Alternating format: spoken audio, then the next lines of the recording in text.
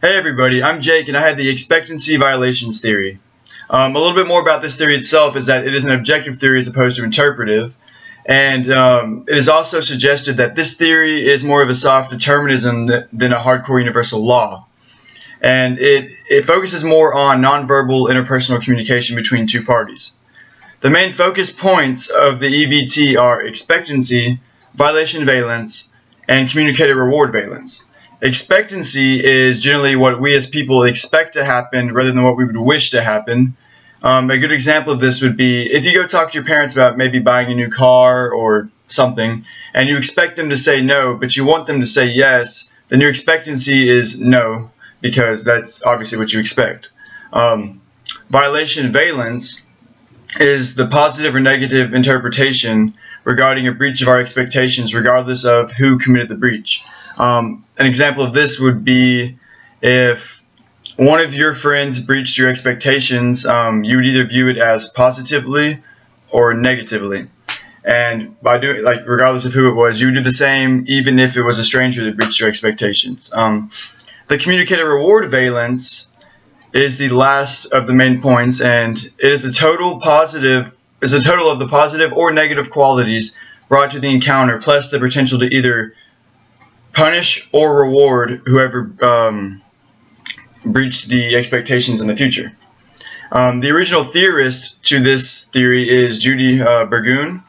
She is currently a professor at the University of Arizona, and she focuses her studies on nonverbal communication.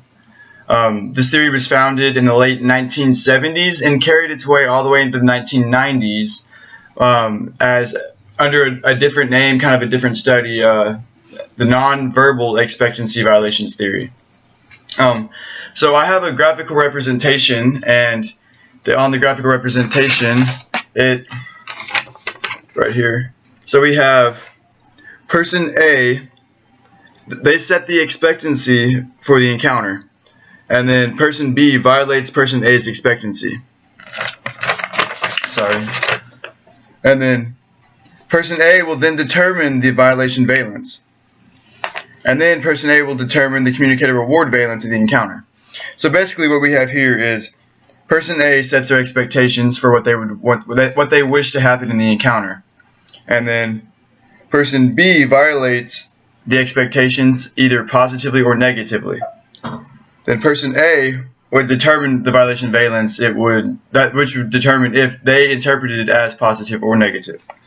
And then lastly, they would decide whether the encounter has more positive or negative qualities and if they are going to reward or punish whoever breached their violations in the future. Now, the last thing I want to talk about is how we can use this theory in real life. I thought that the best theory application that all of us would be able to relate to would actually be a first date, because let's say Tom and Susie are going on a date, and Susan has her expectancy for this date. Well, and she's relieved to find out that the date exceeds her expectations. And then so whenever Susie and Tom get back to Susie's house, Susie does not expect Tom to kiss her before he leaves for the night. And then Tom violates his expectancy and kisses Susan, which then Susan immediately interprets her violation valence as positive regarding the unexpected kiss, because she did not expect it to happen, but she did want Tom to kiss her. And then she would then begin analyzing the communicator reward valence and looking at all the positive and negative qualities of the encounter. And then she would also determine if she would either punish or reward Tom in the future. And in this situation, she would reward Tom by going out with him again. So I hope that after this video, y'all have a better understanding of the expectancy violations theory. Thank you.